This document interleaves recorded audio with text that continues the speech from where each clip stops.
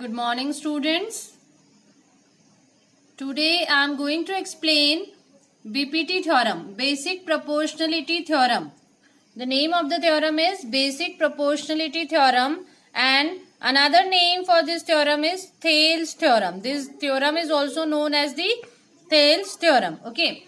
So, in our previous class, we have discussed the statement and we have worked on the applications of this theorem. Okay, but we didn't work on the proof of this theorem. So, in this video, I'm just sharing the proof of the theorem. Okay, so already we have discussed on the statement. What is the statement? If there is a triangle ABC in which D and E are 2 points on the sides AB and AC respectively, and if we will join D and if D is parallel to BC, okay, if D is parallel to BC, in that case AD upon DB will be equal to AE upon EC. This line DE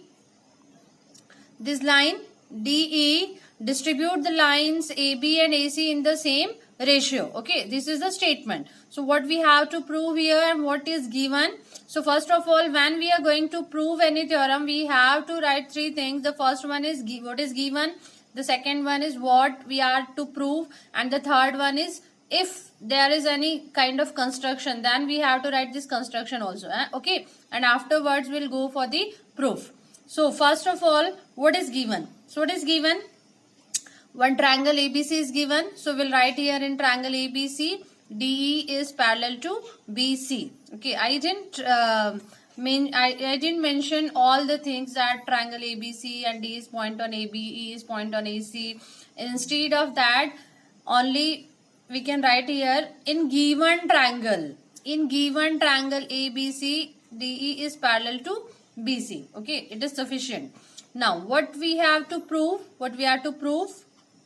This one is given that DE is parallel to BC, and we have to prove that AD upon DB is equal to AE upon EC. AD upon DB is equal to AE upon EC. Now if there is any construction, so we will write construction, steps of construction. So what is the construction? क्या construction करने वाले हैं हम यहाँ पे? We are going to draw a perpendicular on side AB through D, and we are going to draw perpendicular on side AB through E.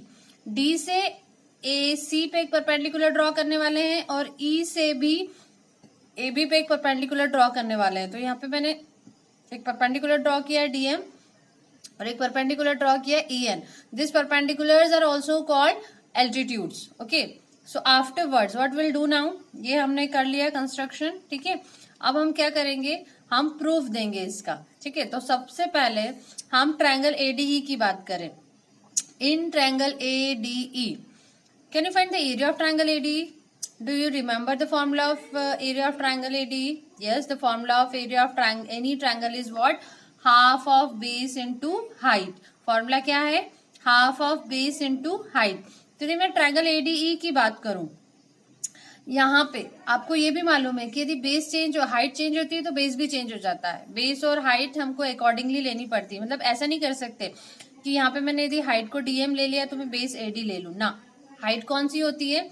जो भी हम बेस कंसीडर कर रहे हैं उसके अपोजिट वर्टेक्स से जो लाइन परपेंडिकुलर आती है उसी को हम क्या कंसीडर करते हैं? उसकी हाइट. तो मैं ट्रायंगल ADE में बेस AE को कंसीडर कर रही हूँ तो AE का अपोजिट वर्टेक्स कौन सा है? D. D से AE पे लाइन कौन सी परपेंडिकुलर है? That is DM. तो यहाँ पे हाइट कौन सी होगी? DM होगी. ऐसे यदि मैंने यहाँ पे इसका बेस चेंज कर दिया, बेस मैंने क्या ले लिया? AD ले लिया, तो उस कंडीशन में जो हाइट होगी वो क्या होगी? EN होगी. ठीक है.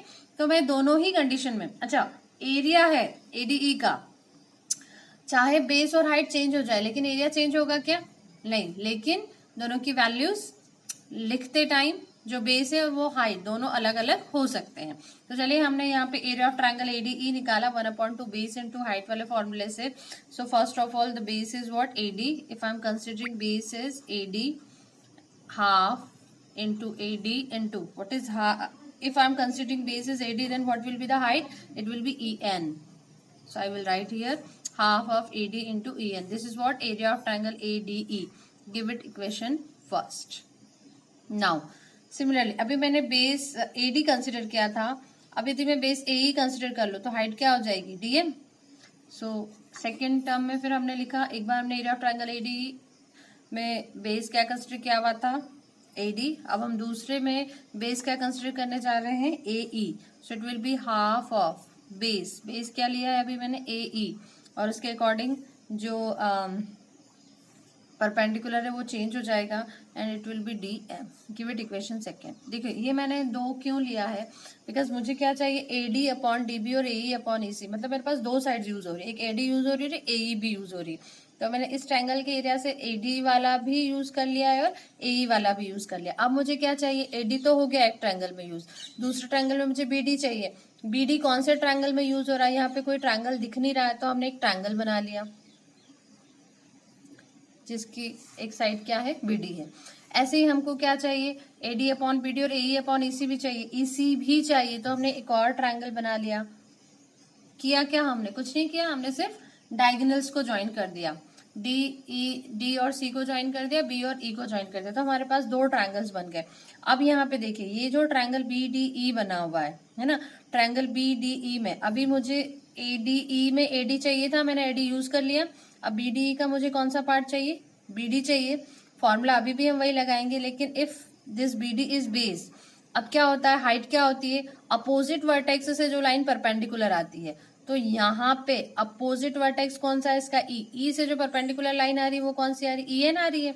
तो बेस यदि BD है तो परपेंडिकुलर या हाइट क्या हो जाएगी इसकी, EN। तो यहाँ पे जब हम BDE का निकालेंगे तो हाफ ऑफ एरिया, ठीक है, बेस BD हो गया और हाइट क्या हो गई, EN। सिमिलरली जब हम दूसरे ट्रायंगल की बात करें, किसकी, if we are talking about triangle CDE में बेस हमको क्या लेना है, EC, बेस EC लेंगे तो हाइट क्या हो जाएगी, DM।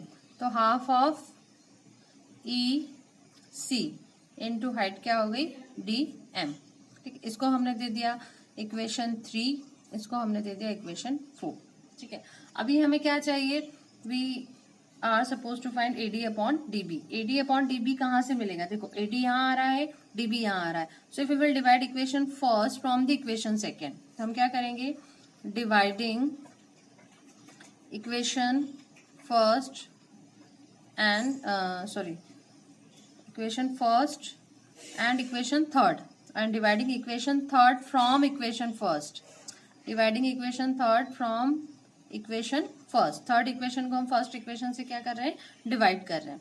ठीक है, तो यहाँ पे देखो एरिया ऑफ ADE ये हो जाएगा area of triangle ADE upon area of triangle BDE is equal to, ये देखिए हाफ ऑफ ADEN, यहाँ पे बचेगा half of BDEN, half of EN cancel हो जाएंगे, बचेगा कितना, सिर्फ AD अपॉन BD।